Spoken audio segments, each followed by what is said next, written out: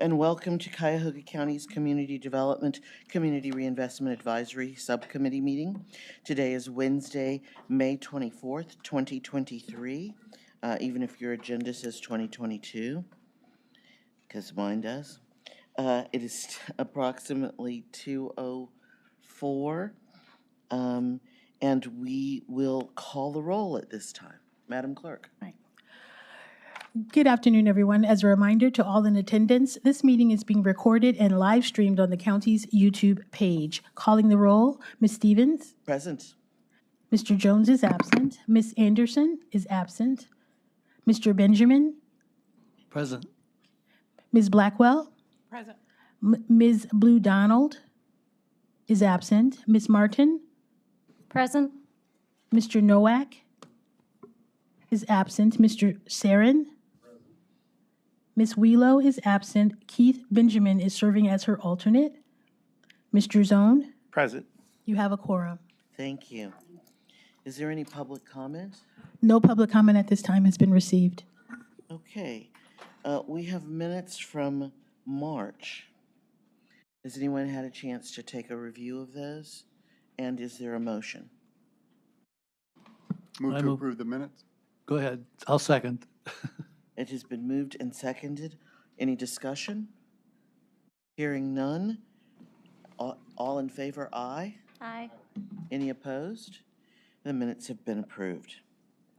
We're referring to this committee a discussion process, goals for 2023. And I wanted us to have the most time to discuss our goals, so I put it at the top of the list today.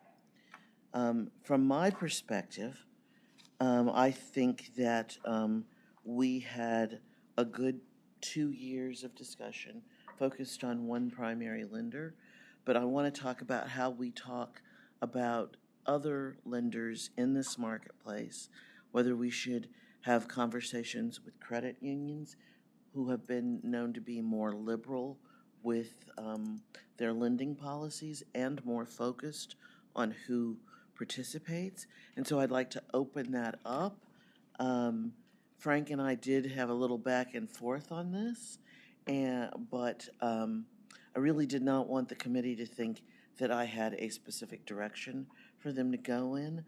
There are enough activists on this committee that I thought there would be more than one thought here, and we should listen to as many of them as possible.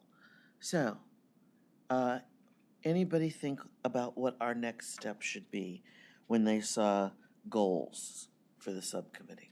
Mr. Seren. Madam Chair, I just a clarifying question. I know one of the tools that public entities have to encourage certain activities is by selecting who we choose as, where we put our deposits, who are authorized depositories. And I'm wondering though, is there not a restriction? Do I have dated information that we cannot use credit unions? We may not be able to use credit unions, but that doesn't mean we can't do some depository for our major deposits like the taxes or the cash that we deposit overnight like in Star, Ohio. Mm-hmm. We may not be able to do those kinds of deposits, but can we deposit for a project or programs through our use of CDBG and home funds? Yes, we could potentially do that. So, for example, the one of the programs that we used to do with CDBG funds, a linked deposit to encourage a lender to do certain types of rehab or mortgage assistance or depository activities, we could work that out with a credit union. Okay. And we, as you can see later in today's dialogue, we will be discussing the RFP for banking and treasury services. So we're not leaving that out of the mix. Ms. Blackwell. Good afternoon, everyone. I'm going right to the executive summary that sums up all of these pages. And we go through the third indentation under the 3, a review, a 6-year, and then we get to the word recommendations for how Cuyahoga County should assess. I would hope at this point we're beyond recommendations. I'm on page, what is this, Roman numeral, little I, 2 I's, under the executive summary. And so the third indentation, recommendations for how Cuyahoga County should assess the current banking services contract with Key. I would hope at this point we're beyond recommendations and we're at the point of execution and implementation of something that yields that. We have moved away from Key, and I'm looking to move to a larger conversation. Mm-hmm. Okay, so we are beyond this bullet point of recommendation. Yeah, we made recommendations to council. You were one of the folks who spoke to council. Yeah, I wasn't sure if we had really gone there. We went there. Okay, thank you. This was presented. I've had some conversations with the county execs team and the county exec, and that's why there is the C. Okay. We will have a presentation from the execs team. His deputy chief is here with us today, and I won't put words in her mouth. So we'll have some conversation about those too. And I don't think any conversation we have today is the final conversation. Well, Madam Chair, I'm very happy to hear that we are beyond recommendations. Thank you. No, one of the things you said at least, I don't know, 4 or 5 times. You're redundant. Well, I thought that was a teaching tool, and since you have children, I know that you use that tool several times. That you wanted to repeat it, so you made sure I understood that we were to accomplish something. We were not just to sit and talk once a month. So we have completed a report. We made it to council. The exec and his team listened, and together I'm hoping that our future uses what we learned to help create a more robust lending from the lenders in this marketplace. Ms. Martin. Madam Chair, this group should be applauded for convening. You convened a group that no other political subdivision or county that I know of has been convening, so you're to be applauded for that. I think the conversation going forward needs to be partnerships with local lenders and having roundtable discussions regularly, presenting them with the data, where do things stand, what's going on, who's lending and who's not. I think that Frank's work and the fact that the county has now hired him to do that is great, because that is the strength we have, is in the numbers and knowing what those are. And the startling fact that we are no better off now than we were in the early 60s with the black-white home ownership gap. It's appalling.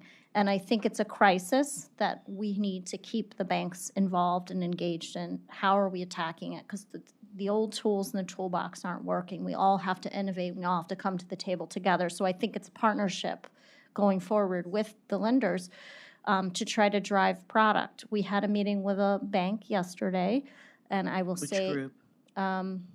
The city of Cleveland had a meeting with one of the larger banks that does a good job with lending. And one of the startling realizations that came out of that conversation was that many banks are shying away now from FHA mortgages because the money's not there. So interest rates are high, home ownership is dwindling. What are we going to do? And I think they want to solve for that. And I think if we all come together, I think that, you know, to strategize some new ways, maybe even bringing Marcia Fudge into the conversation, because it is really a crisis at this point.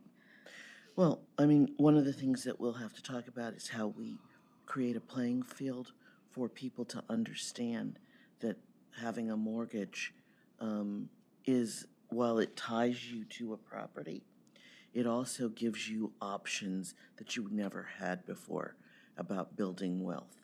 And so a lot of the lenders are investing more and more in home ownership classes and financial fitness coaching.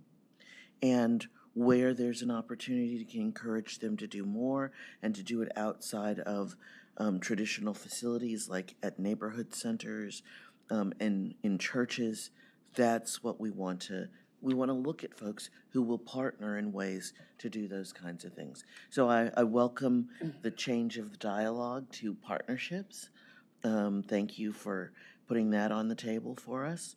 And let's begin to talk about how we build the right partnerships in Cuyahoga County. Madam Chair, if I could share an experience I had last night.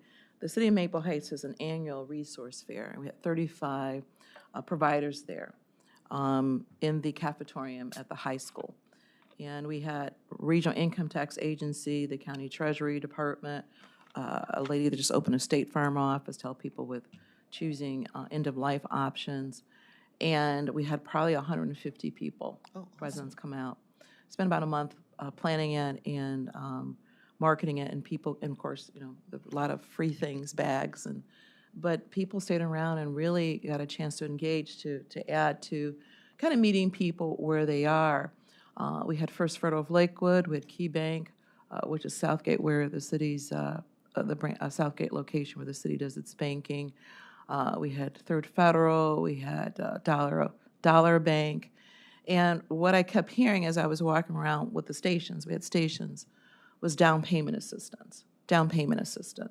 So what I'm happy to share, what I heard was we've moved a little bit beyond just financial counseling, because that is happening in basements of churches and in school even. My husband sits on the school board, and I understand that the curriculum is changing to include financial literacy in schools. And I don't know if certainly Ms. O'Toole, with her years of experience, or my colleague Mayor Sarin, who's been doing this for a long time, have noticed that. But the conversation, as I kind of stuck my head in at the various bank discussions, because people seem to linger at those tables the longest, is down payment assistance. So I don't know if that's something they're graduating with, or is this an incentive to go along with the financial counseling? Out of the financial counseling I comes the think down payment assistance.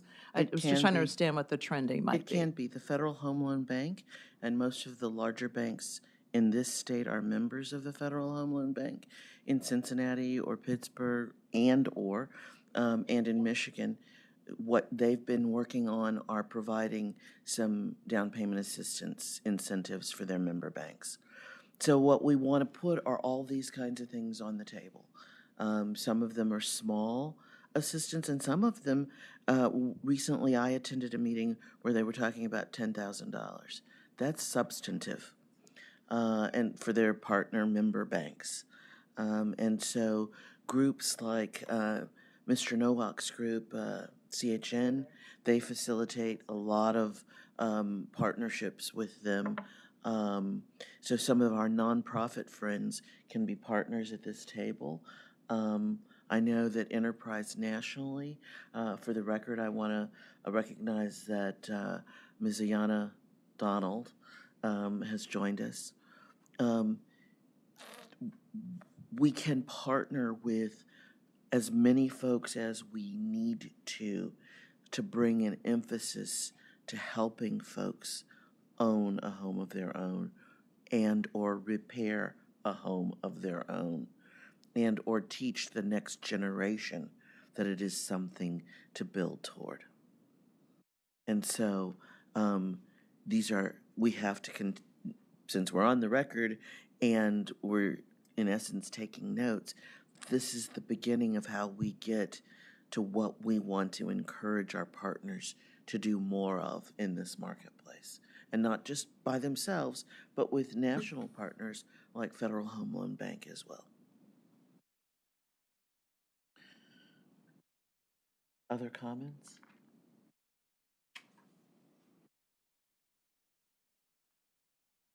Frank, you're very rarely without comment or recommendation. So what have you got to recommend for us today? Well, yeah, I may have, pardon me, I'm actually recovering from surgery. Not looking for sympathy, just understanding. And I think I may have misunderstood. I actually thought that I was going to walk through the recommendations, and yet, but I don't want to disagree with Mayor Blackwell because, yeah, no, and it may be my misunderstanding. I actually thought that the previous presentations I'd made, I had actually focused more on the numbers and the data, and I don't know that I'd actually presented. And the reason the recommendations might be important is because they really suggest how would we want to see the county do business differently with the next banking contract. Is that in one place here? It's on, yes, it's one of those little I's and X's. It's actually IX, I think. Oh, could we display that? Oh. Do I just, you'll have to, I'm not sure what button, oh. Okay, now we got it. I'm going to go. There's an X that number 4 I thought was. 11. There's 11 pages in the executive summary, so it's, the last one is XI, and what we want is there, recommendations, and I think it's IX. And you know what? I can't even see that. It's X and XI. Is it possible No, to? it's Oh, IX. okay. Okay. Thank you, Sorry, Matt. you're right, Thank you. it's IX, my correction. Okay. Did you make, can you make Sorry. it bigger? Yeah, actually, if it's 'Cause possible, it might be I can't read helpful. it at all. In which case, I can give you that. Oh, well, that's good, too.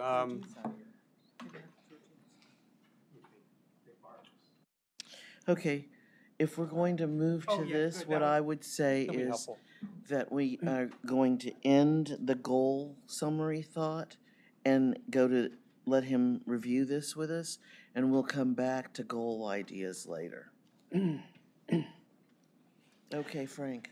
Wow, so I guess most everybody has this, and eventually we might be able to get it to be a little bit bigger, but I'm going to go through this as fairly quickly. Number one, it's just pretty obvious, continue to provide through this subcommittee a transparent process, which I think is really commendable. It represents a best practice. Number two was request from KeyBank an updated report on their progress on 13 commitments they made. I don't remember when the last one was, but it just seemed like it would make sense to get an updated one at some point. Number three was request from KeyBank their 2022 loan application register. Recall that my research is based on the most recent data and the federal government has available, which is 2021. So it would be a good idea to actually get the 2022 data to see. They might be doing better, they may be doing... My recommendation is that this committee not focus on Key any longer. Well, actually, that's, my last sentence there was consider requesting the same from each of the 6 lenders. So Then that's good. that would actually make sense. And then number 4 was really getting to what I was referring to, recommendations that are all about what might this group want to recommend to the administration for how it might do the next contract. And number A, so if you recall, the 13 commitments really were short, or what's the word, they were light on specific numbers of loans, home repair, home purchase, things like that. They were more on types of things that the bank could be helpful with, which are all valuable. And so the suggestion is that next time, while the next contract could certainly include things like the same 13 commitments, in addition, the bare minimum ought to be make sure there's concrete, specific, measurable goals for how many home repair loans, how many home purchase loans, and not just countywide. Because as the data, the report that I did shows, some lenders did a fair number of home purchase loans, but then when you looked at where they weren't in the east inner suburbs. They weren't in the east side of Cleveland. They were in the outer suburbs. So I think it's a matter of asking how many loans would they make over the next year, each year of the next 4 years of the contract, assuming it's 4 years, by different types, home repair, home purchase, and by geography. B is, if you may recall, the contract, and I'm really reluctant to sound like this is a criticism, because I think given what the administration was dealing with, I mean, it is a credit to the administration. They did something that, as far as I know, no other county has done. There's a handful of municipalities, Cleveland being the first one around 1991, that did this kind of agreement. County governments, as far as I know, have not. So Cuyahoga County was the first one to do it. They didn't have all the leverage they might have wanted to have.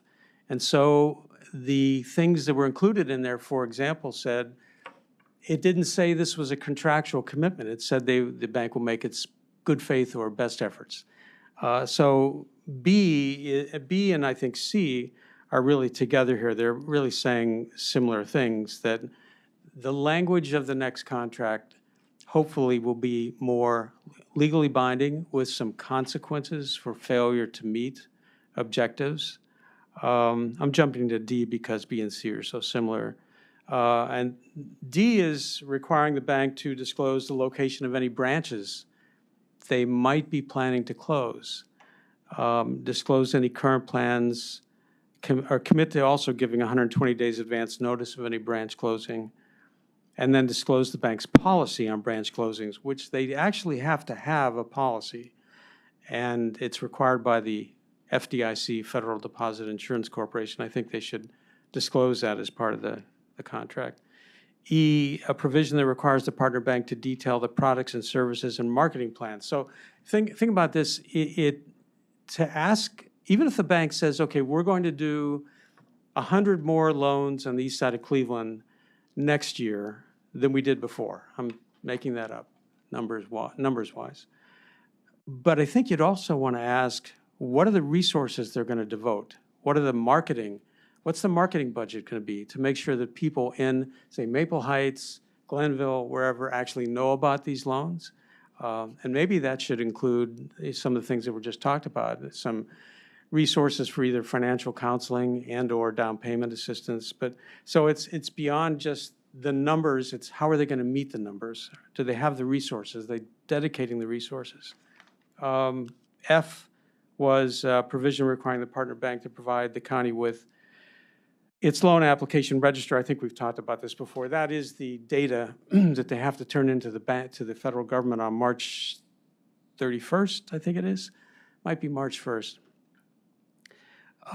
And we don't really see that until August or September. That's when the federal government makes it available to people like me or to anybody.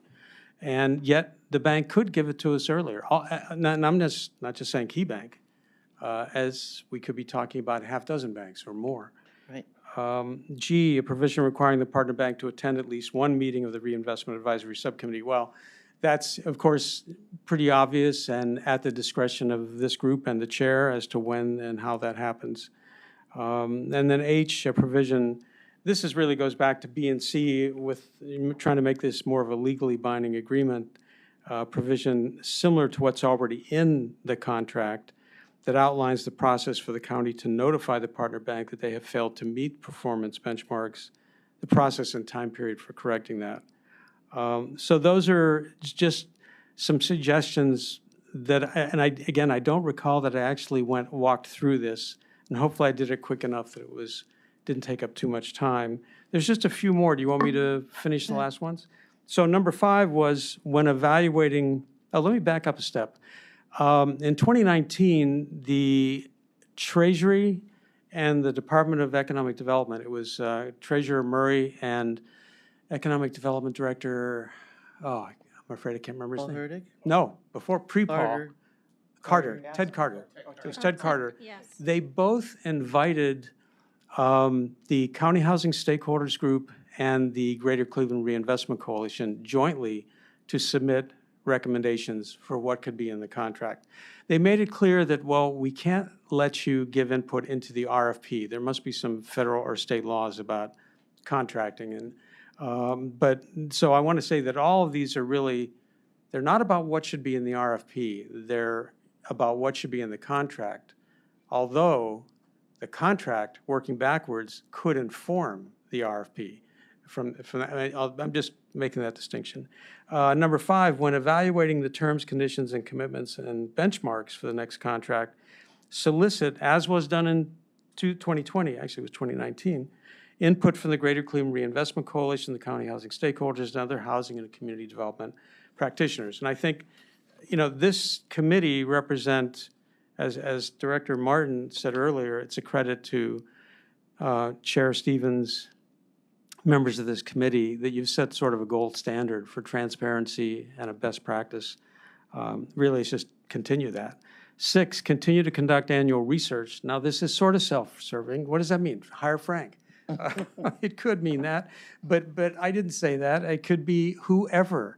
If I decide to retire, it doesn't matter who does it. The important thing is that the research get done. On lending activity in Cuyahoga County, not just on partner banks, but on other banks, and continue to make that research publicly available as you have done.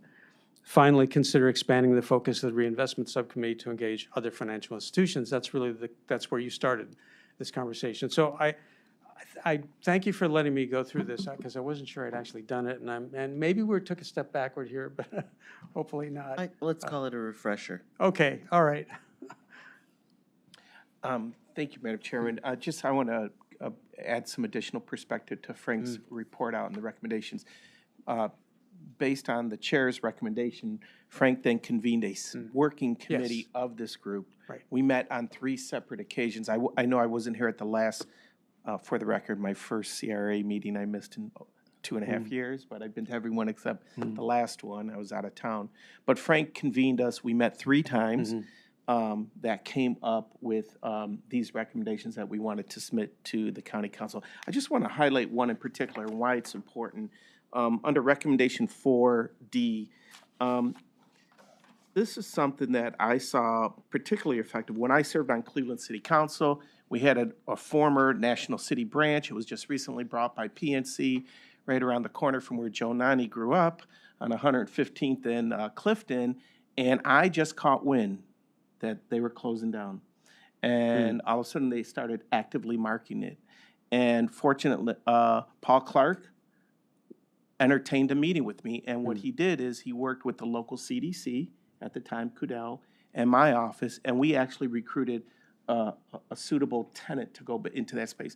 Why is that important? Often bank branches get closed, and another type of use goes in there. So I think having some of this language in the contract, again, as Frank said, will inform the RFP that gets put out. And I do think creating maybe a 30-day window, maybe prior to the RFP being released, to solicit feedback and input from local CDCs and housing organizations or groups like, Greater Cleveland Reinvestment Coalition or VAPAC or the County Housing Stakeholder Group could create a model RFP when you put that out on the streets. Can I say thank you, Matt, because I was going to bring that up, that I didn't come up with these out of whole cloth. There was really a lot of hours of input that went into this, really good input. Thank you, Matt. Yes, Mr. Benjamin. Yeah, I just wanted to say I was on that committee and I thought we did good work. And especially binding contracts and sort of making the goals clearer to the banks means this is what you've got to do, and it's not so amorphous that there can be disagreements over what the goal actually was. I think that's sort of implied in all of this. We're tightening up that part of it. When Mayor Sarin raised the issue of, or maybe it was you, Chair Stevens, of credit unions and others, I wouldn't mind seeing them have some kind of an agreement like this, but I don't know what our side would be giving them. So if we have some incentive, we That's can where we figure become out. creative. Yeah, we have to figure that out. I would think that credit unions would have a more targeted neighborhood or service group. For example, the county moved its credit union from Ohio First Class to Parma Teachers Credit Union. My recollection of income streams when you're a public school teacher are not that they're the highest salaries in the world. Some of their administrators make very good salaries, but especially the first and second year teachers don't. So in places where the school system pulls into a credit union for their teachers, helping them buy their first homes might be something we could do countywide. So I think that there are ways for us to work on doing something that's creative to help folks, and people tend to be more comfortable and confident with their credit unions than they are with some of our traditional lenders. So those are, I don't want to limit our conversations this year. We had a focus previously. Now it's time to open up and think outside the box, I think. Ms. Donald. Good afternoon, everyone. Just, a general observation that most of the recommendations are fairly housing-centric, like related to lending and such. And were there any other considerations of what should be recommendations that weren't quite tied to that? No, I mean, the answer is no. And to admit, I focused my attention on the Home Mortgage Disclosure Act data, which is housing related. But that's still a very valid point. This group could, I'll just say something that, I don't know that I've ever mentioned this. I'm not sure if anybody knows this around the table, but in 1995, I actually did one of the first studies in America on small business lending and discrimination. And it was written up in the Wall Street Journal, my 15 seconds of fame. And I'm still really proud of that. I have not touched that subject since. But, and there is no federal, right now there's not yet any federal data, but there is going to be, I think, in a year or two. So how we did it is we did surveys. We surveyed about 400 small businesses. This is when I was at the University of Colorado. But I think it's a good point. And I just bring that point up really, especially from affordable housing provider in the sense that home ownership is one and home repair, et cetera, that's one metric. But then there are other things in our community that are supported by banks or could be supported by our financial institutions. And so as we look at the opportunity to craft recommendations to include in a contract is really what we want out of our financial institution that is working with us. And how do we want them to benefit the community, right? So this is absolutely in one direction, but I think that we could think about some other recommendations as well. So we have a new bullet, small business lending. Small business lending could be one, for sure. And, you know, a part of this, unfortunately, as you mentioned, maybe there isn't any national reporting, but at some level of this, there will have to be self-reporting. I mean, even with current financial institution, there is a level of self-reporting, right? And that we're checking that against the national data, but there will be a level of self-reporting that maybe we'll have to depend upon. That's what I wanted, new ideas.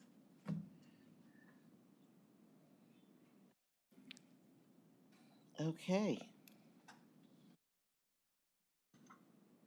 Have we beat this one enough? Frank, anything else to add for the good of the order? Well, let me, if there's time, let me, Ayana, can I ask you a question? So you are thinking of things outside of housing? Oh, right. Because I guess I was thinking of something that I would add today, and I wasn't sure it would be appropriate to bring it up or not. But part of the reason the suggestion is in here to have concrete numbers for loans is I think it's something, Director Martin said something earlier about, you know, what has really changed since the 60s or 70s, I forget what time period, that I've been in the community development field. I was a director of a CDC in the 1980s. I worked for 13 years at Cleveland Neighborhood Progress. So I've been in the field of community development and housing, and what I've seen almost too often is that nonprofits, banks are willing to give them lots of things instead of the loans for people in the community. And when I was the director of Union Miles, you know, I'm like any director struggling to, how am I get the money for payroll? And so I found myself often like, you know, whatever the bank's willing to give me, but I never asked, who's getting loans in our neighborhood? I didn't ask that question. My board didn't ask that question. And the truth is, in the 13 years of Cleveland Neighborhood Progress, we didn't ask it either. I think Maybe that's an ask for this committee or the county to do a partnership with CSU or Case Western, one of the groups that does data collections and surveys, so that we see, we ask those questions in some sample neighborhoods across Cuyahoga County. That's a good idea. And I'm not saying this to suggest that having other things besides numbers of loans, that's not bad. Like whatever banks would agree to would be fine. Just make sure that, because I think just getting a community development corporation project that does 50 homes in a neighborhood is great. Having been a director, I thought it was great. But if thousands of people in the same neighborhood can't get home repair loans or home purchase loans, I think that's what Director Martin was getting at, is what even though it looks like a lot of things are getting done, some things still aren't out on the street, so to speak, in the neighborhood. So I don't know if I made any sense. I warned you that I was recovering from surgery. A little bit, okay. And so. Can I make a comment, Chair? And Frank, I think you're right. And to that point, right, there are a lot of things that are happening, but there are also a lot of things that aren't happening. Yeah. And that's my point, is that in the spirit of partnership and the feeling that we're really trying to elicit here with whatever financial institution is at the table, that we aren't just looking at the things that they need to improve, but we're also including the things that they are doing well, holistically. holistically at looking at the financial institution. That's all I'm kind of proposing. Or Okay. even thinking more of other ways that perhaps communities could use a little bit more assistance outside of just the home lending or lending products, because there are different ways. Look at one of the programs that we love to loathe, the Low-Income Housing Tax Credit Program. In the QAP, they ask you to provide data on what kinds of services are within that 1 and 2 mile ring, and how those services are supported and what they do. Do you have a laundromat? Do you have a dry cleaners? Do you have a full-service grocery store? Is there a library? Is there an ice cream shop? Is there diversity in the retail market surrounding this project? So do we have diversity in some of the markets that we want to target inside Cuyahoga County? And how are these lenders helping sustain some of our older neighborhoods that are pedestrian oriented? For example, how strong is Little Italy really? Are we seeing more vacancies in the Strip or not? How strong is Larchmere? How strong is that strip on Lakewood that is west of 117th on Detroit? These are the kinds of things we need to look at. If we're out in, is it Bay, where when you go over the river from Lakewood, is that Bay? Rocky. That's Rocky River. And so is that strip where the old theater, see, I'm dating myself now, where the theater used to be. Is that still strong? Are there vacancies in there? We need to pick places across the county and see where people are where lenders are providing support and where we need additional help. So that, because there are some strips in Parma that need additional support, that were old pedestrian strips. Do we need to help Parma turn them around? What do we do? Can we be a partner in helping make sure they get the kind of support that helps them make neighborhoods or pedestrian-friendly strips more supportable? So just a couple thoughts. So I'm sitting here taking in what, Ayanna put out there. It's, I love this. I'm wondering, I don't know what the charter of this sub-working group is. We're the Community Reinvestment Advisory Subcommittee to the council making recommendation on home lending. I don't know if there needs to be an expansion of what we're doing, or if this needs to be something that is created outside of this group. It would be great if we could get other lenders to consider reporting and doing work creatively, but let's face it, these businesses, these banks, they're in it, they want to make a profit, and they're not going to lend in communities that they're not making a profit. And so that's, I think that natural push friction of government can help encourage them to do that. But I guess I'm thinking out loud and looking for feedback from my colleagues on the committee. Where would our looking at those types of things? So I just asked staff to see if they could pull up the letter right quick. You received a letter asking you to hang out with me again. But in that letter, I don't believe we just said home lending. I think that the prospectus, the field of thought pattern could be as narrow as we wanted it to be or as large. I wanted us to begin in partnership with the executives team to take a look at things that make communities develop well or make them sustainable. And that is the dialogue I wanted us to find a sweet spot in. So it wasn't as focused as the last 2 years, but it was just as important.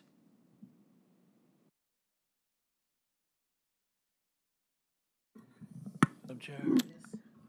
This is interesting to me because when 5 or 6 years ago, when we were doing those national things with the NCRC, their community agreements had in it a piece for small business and a piece for repair loans. So we're not reinventing the wheel in a sense. We could kind of look at what they did. Now, I don't know how they followed up. My gathering that some of the banks didn't really come through. But the system, under the Community Reinvestment Act, there's plenty of room for us to go into that. So NCRC had agreements with a lot of the larger lenders in this country. And most of those agreements ask for parties to do more in several areas. Some lenders worked with NCRC to do something that focused on if the economy is this way and these kinds of things happen, we would project that we'll do 10 more of this, 15 more of that in these marketplaces, or we'll expend this volume of money. Not all lenders did that. So there were agreements that were best efforts that fell short, and there were agreements that actually surprised folks because they did some version of what they said they were going to do. So the question before us today, one of the questions, is that we want to make sure that we encourage whoever ultimately is responsible for our request for proposals to have some either monetary number or number saying we want 10 more of these loans in this many communities, or we want $1 billion spent countywide in the next 5 years. Okay, those are outrageous numbers, but that's okay. Like, a girl can dream, can't she? So that's the reason for this conversation, and there is no answer today. It is the beginning of this dialogue so that you can individually think about what we could collectively say to my colleagues and friends on the other side that are my partners here at the county that we'd like to see. They have the heavy lifting on that side of the table. I get to say, I wish I want, if I had a magic wand kind of thing. They have to do the daily due diligence. But of course, as their partner, we have to pass legislation to enter into contracts to make sure that certain things get done. We'll look at the agreements together. But the initial heavy lift is on the other side of the table. Madam Chair, if I could just add to that, I think the beauty of this organization is the diversity. I want something different. I need something different than my colleague, Ayanna Blue Donald. And so I'm going to be very specific on why I'm here and why this work is important to me. Going to Roman numeral 3. At the top of the page, it says, so while much of Cuyahoga County has been experiencing a resurgence in real estate market resulting from a limited supply due to COVID-19, there are still significant portions of the county, particularly areas with a majority Black population, that would be Maple Heights, over 70% are Black, where housing prices are struggling to recover from the foreclosure crisis, although we're on our way. And this is what drives it home for me. Low housing prices represent a loss of home equity and wealth for property owners. I have an above 20% rate of poverty in Maple Heights, and a loss of tax revenue to support schools. Our schools were one of the schools that were being considered for the Academic Distress Commission. Public safety. I have a high crime rate. And other essential county municipal services. I need snow trucks. I have 3. I have police cars, 2 were donated by independents. I don't have one. I have 5 different kind of police cars based on donation. Avon Lake donated something. So for me, low housing represent the loss of equity, wealth for property owners, supporting schools, public safety, and other essential county and municipal services, sidewalk, road repair, snow removal, trash collection, is why I'm on this committee. And so however we frame this, however we move forward, recommendations are tweaked or revised, this is it for me. as an elected official. This is what I need to move my city forward. 25,000 people. For the next generation to not be the third generation of renters, but somebody eventually owns that home. There's money for the young man to go to college or trade school, or to have a car. Transportation's an issue. I want to give a shout out to my colleague, Mayor Kraus of Solon. We have a Southgate Rapid Transit Center, and with the CEO, India Birdsong, and Noe Walker Minor, a couple months ago, we cut a ribbon because we've addressed the last mile. There's a van transport system for people that can at least get to Maple Heights, to then take them that last mile in a van out to those companies where the bus line stops in Solon. But that's what attracted me to this committee. That's the work I hope that we can do well. It's a problem I hope we can solve. I hope we can reduce the poverty rate. I hope that we can put more renters into homes and build that generational wealth, send more kids to school.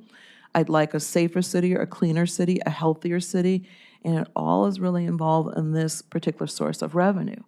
And so it's going to be different for all of us. Now, how we encompass that in one document so that we're achieving those other incentives that banks provide. Because on Broadway, which is now through rezoning as a central business district, and I have cut ribbon, I'm happy to say, over the last 8 months to 6 new businesses, all minority-owned on Broadway. We're filling up the storefronts. And I was excited about a text I just got, which I think is so relevant, from a lady that just passed her safe build inspection to open her restaurant. And she's going to be serving empanadas and something else. She is Puerto Rican and lives in Maple Heights. And so her inspection, that'll be the 8th business. So there is that component. So I don't know if we do that in this one committee or there's another focus group, but all of those are extremely essential to move this county forward, with the central city and the county being the leaders and entering suburbs like Maple Heights being the benefactors. Thank you. Yes, Mr. Surin. Thank you, Madam Chair. So I think I'm going to take what the mayor just said, and I think as she was speaking, I was holding it from a slightly different angle. You know, the argument of chickens or eggs, you know, maybe it's both in a certain respect. We can't necessarily put one thing before another. And I know that there are certain things in my community that I am ultimately responsible for, or at least, you know, I have a primary responsibility for, if not, you know, exclusive responsibility. And one of those things, you know, we talk about public safety, we talk about, you know, maintenance of streets and sidewalks and all of these things that are municipal functions. And I don't expect a bank to accept responsibility for those things that are my responsibility, the municipality's responsibility. I know that shoring up certain things can help with my capacity to address certain issues, but I also know that addressing those issues can help with the private investment and encouraging private investment in my city or in pieces of my city where private investment is more difficult to come by. And I'm wondering if while we're discussing what banks can do to be more intentional, more focused on lending in certain communities, maybe we can have a two-way conversation, sort of start a two-way conversation. I'm not sure if that conversation is something that can be held on a regional level or if this needs to be community by community. Maybe it can be coordinated on a regional level, and then, you know, individual conversations can be had, and not just with Key, but with the, you know, other lending institutions as well. What are those things specific, maybe even down to a neighborhood or a block, that cities can do to make those areas more useful to private investment, without, of course, without turning our residents or our neighborhoods into tools of that private investment. But what can we do? What are the specific metrics that lending institutions might be looking at. And then maybe as a region, we can focus on those specific areas and start attaching more intentional, more targeted investment to those areas from the public sector. And having that coordinated approach so that we're not just asking them to sort of take a hit, maybe even, and put their money in places where they may or may not receive the same amount of profit, but we're also sort of saying that we'd like to create a more fertile ground in places where it's a bit more arid. I don't see lenders as being shy partners. Typically, they are willing to state what they want from us as public sector supporters or nonprofits. I think everybody at this table is either a nonprofit or a public employee. And so if we invite them to dialogue with us, I doubt that they will be retiring in what they request using the word partnership. We did find our letter.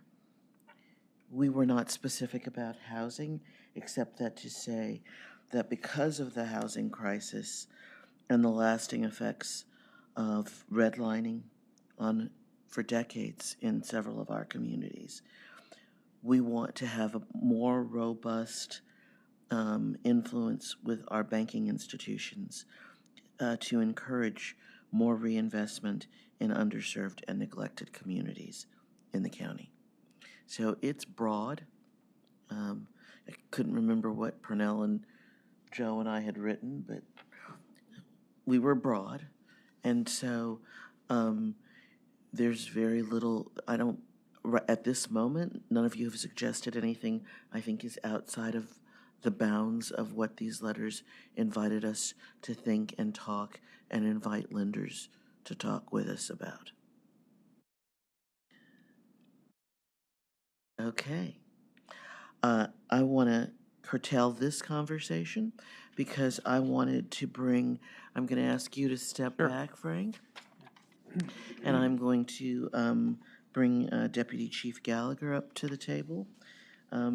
Part of her responsibilities will be managing some of the operations of this organization. I'll let her explain what at least this month they told her she was going to do. I know that it has changed a couple of times. Thank you for coming. Ms. Gallagher knows several of the communities we work in really well, having been a mayor and having worked for the county even. Yep. I was just thinking about that in thinking about your background. So she'd been a county employee before and worked her way up through the ranks and then went off and became an elected official after law school. So, Ms. Gallagher. Thank you. Again, Katie Gallagher. So we are working on the RFP for the banking. We have been for several months. There's been some staff turnover, so it's been a little bit slow. But the basis of this RFP agreement has been what this committee's work has done.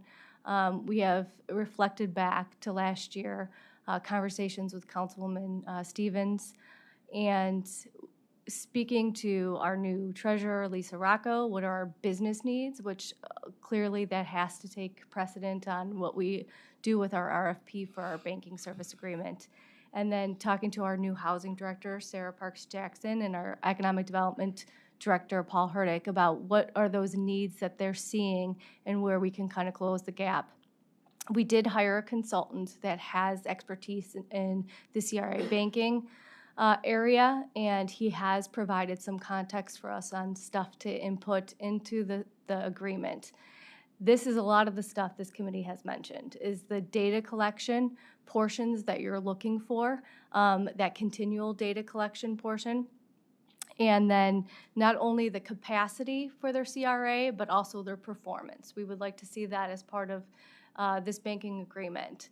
And what has not been included in the past is a point factor for this data. And so there will be this point factor, and it will be an element of going through this process. The heavy lifting, I think Councilwoman Stevens pointed this out, is going to be once we receive all this information and we actually form an agreement. And this is where we see our consultant playing a more vital role. And, you know, again, I encourage any input. If you want me to go over some of the factors that we're looking for in the data collection, I'd be more than happy to. There's a fine line on how much I could tell you with the RFP, given that it is pending and not released, but this will be a faster process because our banking service agreement ends in April of next year, and it takes a while to go through the process in the county. Yes, Question through the chair to Ms. Gallagher. Will this be a best effort? Will it be a requirement? What's the county exec's thoughts on what this agreement will have as almost a binding element to it? It's a really good question. It's a question I actually asked Key Bank when we met with them. So I do have an updated version of the requirements from the last contract, the current contract. So if you want me to send that over to the committee, their status. But it's a good question, and as an attorney, I sort of wondered the same thing, but not in that specific expertise. And the answer that they told us is that there are certain banking regulations that prohibit them from doing certain things, and so I think we have to be cautious of understanding what limitations are for banks and then what we can do legally on our side. So we'll continue to press as much as we can, but there are going to be some legal hurdles to what banks are able to agree to and what they say that they could do on best efforts. Through the chair, we had a real hang-up last time with the lockbox services, so this is really a critical piece to this contract. There was only really one bank who could provide that for the county. Is that still the case, or do we know if anyone else has been able to step up to be able to offer that service? I'll let Lisa Rocco answer that question. I know it was an issue that came up with our previous treasurer, Chris Murray. That doesn't seem to be a factor that is going to play into this as much. Correct. Lisa Rocco, interim treasurer. Thank you. Right now, we're just using Key for lockbox service. Ms. Rocco, if you could speak into the microphone. I'm sorry, please. yes. Right now, we're just using Key for the lockbox services. So that was a challenge. It is my understanding that we found that there may be another lender with a lockbox-like capability within a reasonable mile radius. There's some additional due diligence that needs to be done with that other lender's capacity, but we were informed of that, 6 months or so ago? Yes, and as Katie has said, that is part of the scope of work as far as the business is to inform us of that service and what their capabilities are. So they're doing their homework. I'm very pleased. They've brought on a consultant to advise them. They've looked at some national issues. Staff is doing some additional research. So the only thing they don't have is you guys whispering in their ears. I'd also like to add, since Sarah Parks Jackson has started, she and Lisa have collectively been working together looking at the programs that we offer in addition to this. That's the home loan, is that what it's called there? The Heritage Home Loan Program and the HELP. And so that hasn't changed much in the last several years, and so where we can leverage those dollars that we're putting in the banks to offer what our residents need right now with what the market looks like, which Mayor Blackwell, our home values for ranches and bungalows have skyrocketed, so those needs have changed a lot, and what does that middle market look like, and how do people pay for improving their home with these high interest rates?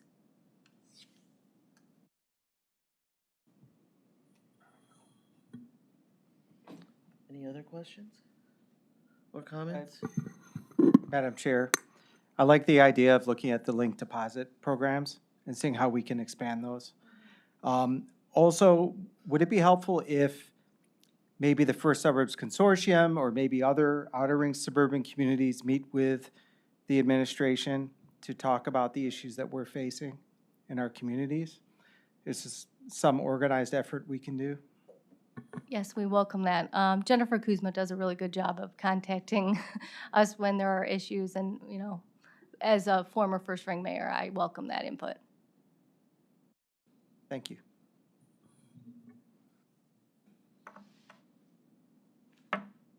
Okay, that was simpler than I thought.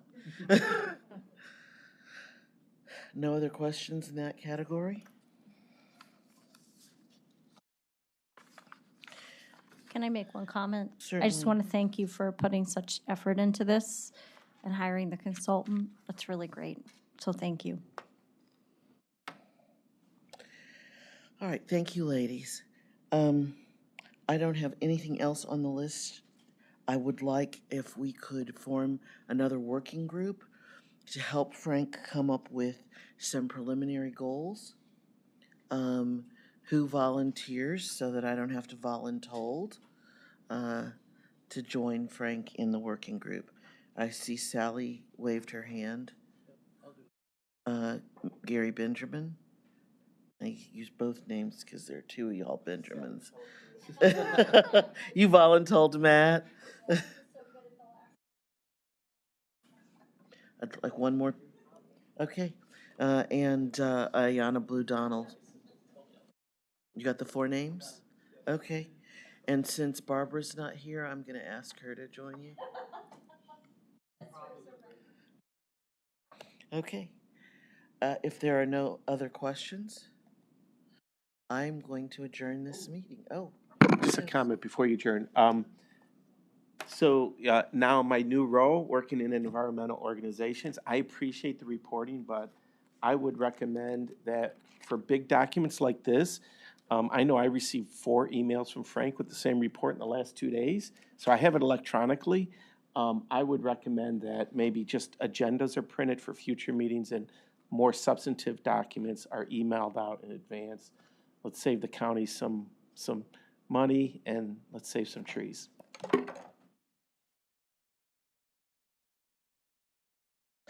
It's up to the individuals.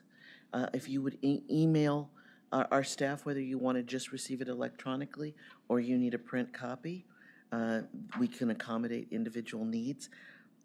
I still need to read this. So, I'm old. I'm old school and old. I admit it publicly because I'm an elected official, so almost everything about me is public.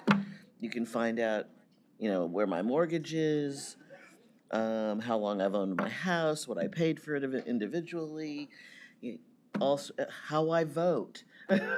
Not who I voted for, but how often I vote. And I'm a frequent flyer with voting. Anything else? Anybody else? Thank you all for coming, and thank you for your commitment to this process of reinvesting in our communities. Have a good evening. This meeting is adjourned.